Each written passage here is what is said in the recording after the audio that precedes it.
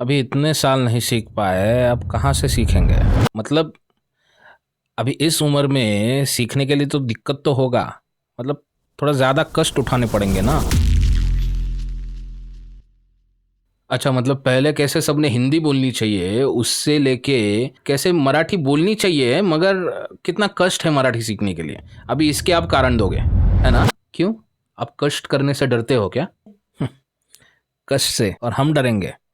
दादा, पूरे भारत में सबसे ज्यादा कष्ट करने वाले लोग हम ही तो है। घर से इतनी दूर, इतनी कठिन परिस्थिति में रहते हैं हम। भारत की सबसे कठिन परीक्षा जो है आईएएस आईपीएस की, उसमें सबसे ज्यादा लोग हमारे क्षेत्र से आते हैं पास होके। आप हमको कम समझ रहे हैं। आर्यभट्ट पूरे विश्व को हमने दिए। नालंदा यूनिवर्सिटी पूरे विश्व की पहली यूनिवर्सिटी हमारे यहाँ पे है। बुद्ध हमारे यहाँ से आते हैं। हमने 3000 वर्ष पहले भारत का सबसे पहला डेमोक्रेटिक सिस्टम बनाया हमारे यहाँ पे। चाणक्य, चंद्रगुप्त मौर्य, सम्राट अशोक, ये सब हम ही ने तो दिए भारत को। आप हमको कम समझ रहे हैं। सब बराबर है आपका, मैं मानता हूँ, और इसलिए मैं आपको ये नहीं पूछूंगा कि आर्यभट्टा आपके, नालंदा आपके यहाँ पे, मगर फिर भी पढ़ाई के लिए सबसे ज्यादा राज्य छोड़ने वाला समाज आप ही का क्यों? मैं आपको ये नहीं पूछूंगा कि चाणक्य आपके यहाँ पे, बुद्ध आपके यहाँ हुए, आपके यहाँ पे सबसे पुरानी डेमोक्रेटिक सिस्टम, मगर फिर भी 15-15, 20-20 साल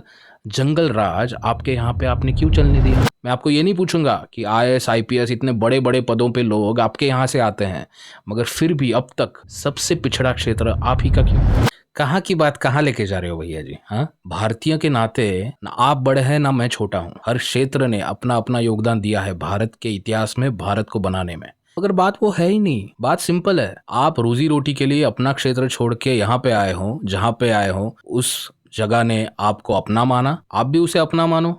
वहाँ की भाषा सीखो, वहाँ के लोगों के प्रति सम्मान रखो, वहाँ की भाषा के प्रति सम्मान रखो, बस इतनी सी बात है। और जिन आईएएस आईपीएस अधिकारियों की आप बात कर रहे हो, वो तो जहाँ पे पोस्टिंग होती है वहाँ की भाषा 3-4 महीने में सीख जाते हैं। ये थोड़ी वीडियोस देखिए। क्रिमिनल विमिनल आहे, नाव शोधा, काढा, आणा, बोलवा, बसवा. जे आपण डेव्हलपमेंट पॅराडाईमवर आता आहोत, बरेच सिटीज, बरेच अर्बन एरियाज ऑलरेडी त्याच्यावर येऊन गेले. तो सिर्फ उनका उदाहरण मत दो, उनका अनुकरण भी करो। इतना डिफिकल्ट नहीं है भाषा सीखना।